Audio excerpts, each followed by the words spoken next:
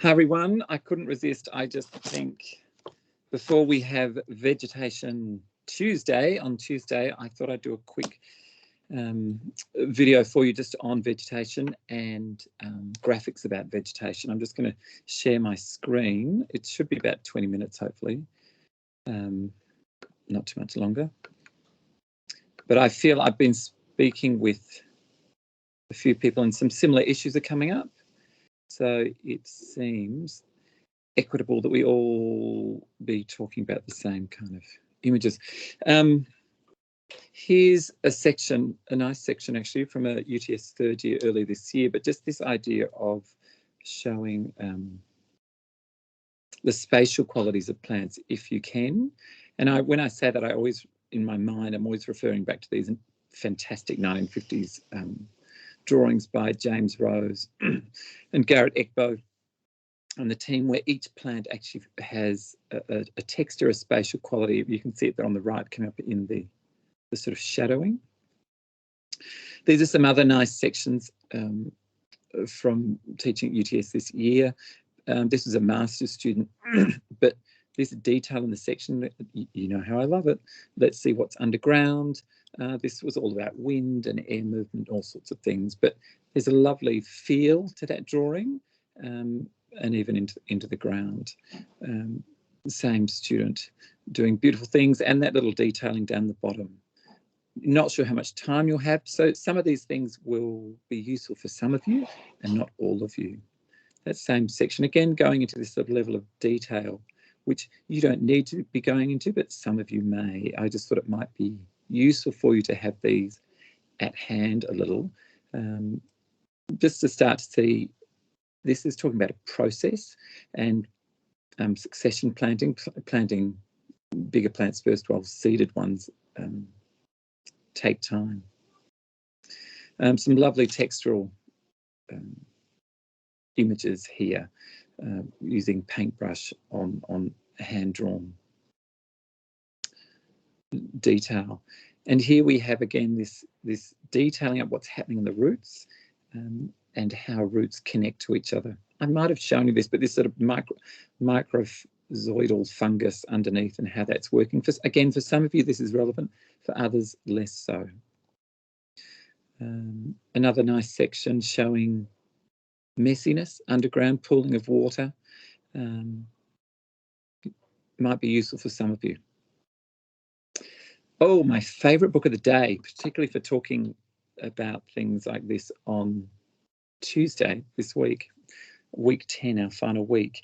I'm hoping many of you have seen this over the years, but I think it's a great book, Taken for Granted, Benson and Howell. And there's a few pages I'll refer back to, but certainly several students are talking about mangroves. Here are the mangroves on the Jubilee Park Glebe side. And just to flick through in detail some of the information on that forest of mangroves, signage there. So I'm not going to read all through it, but you'll have this recorded and you can look back in your own time. But some of these things and these animals may be useful for you in the next couple of weeks.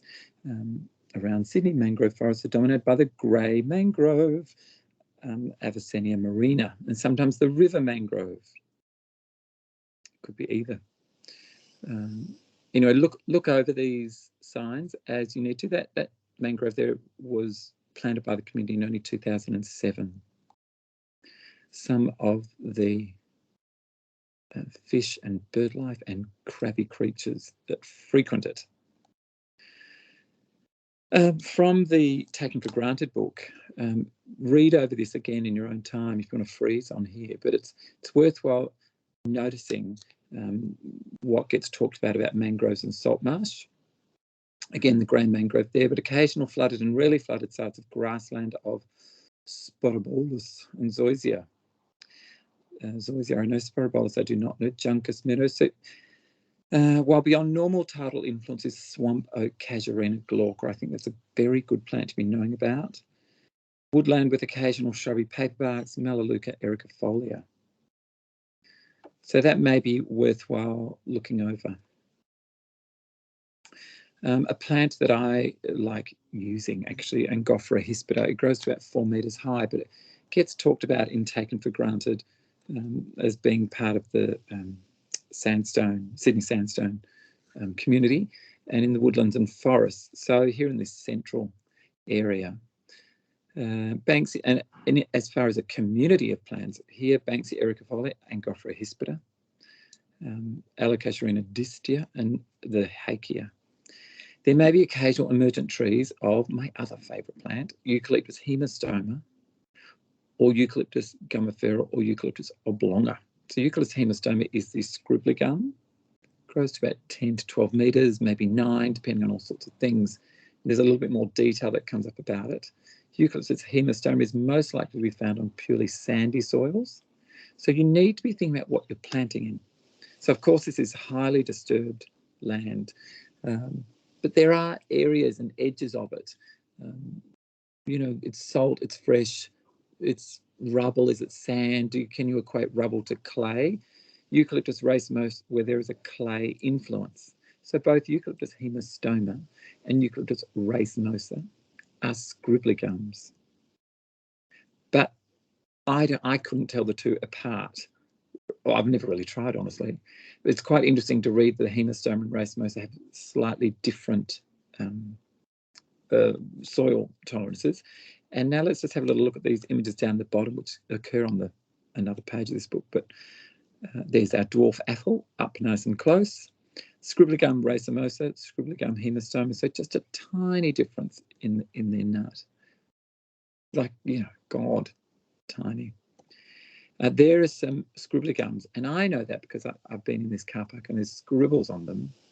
But I just thought might be quite nice to see when you're having to do drawings in the next couple of weeks to be able to refer back to these.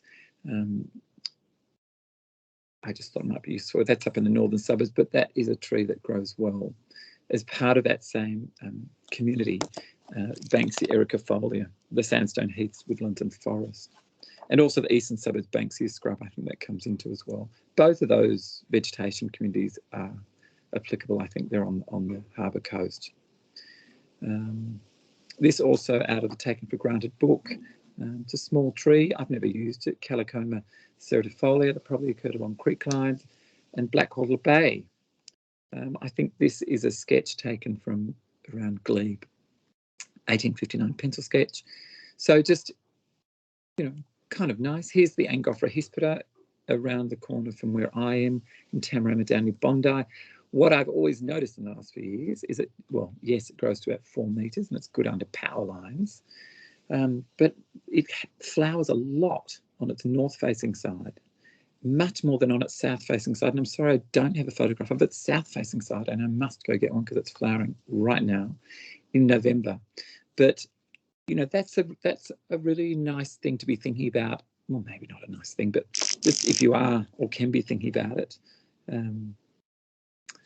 you know, whoever's on the north side of it will get more flowery pleasure out of it.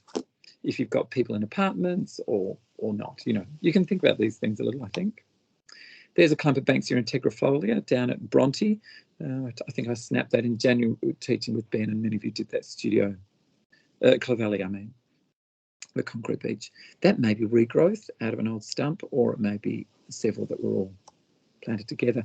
Again, out of Taken for Granted, Henson, Benson and Howe talk about floods. Affected much smaller amount of bushland and fire. Major floods inundate the floodplains. Native vegetation of flood-prone areas.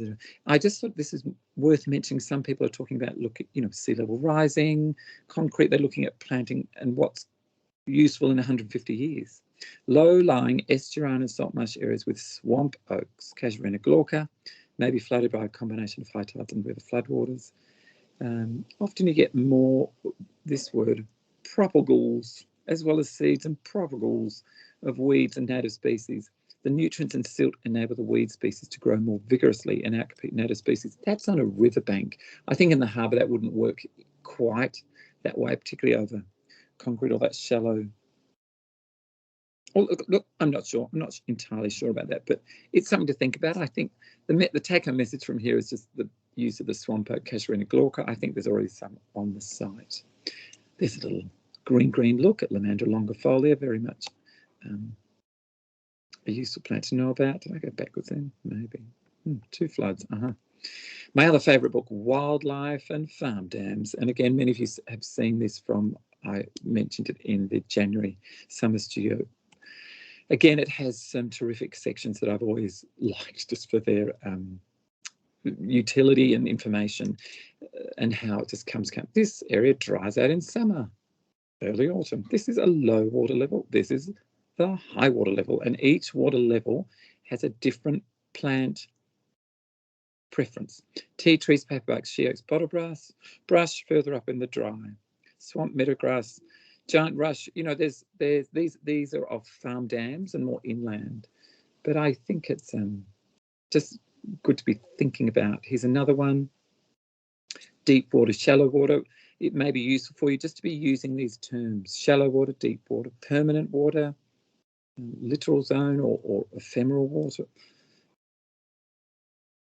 What do we got here? Rafts, the idea of putting islands, concrete pipes providing protection from predators for small little fishies. When people are looking at creating habitats, you know, who knows, there may be some stuff you can use on site that could have a purpose of helping create habitat down the track.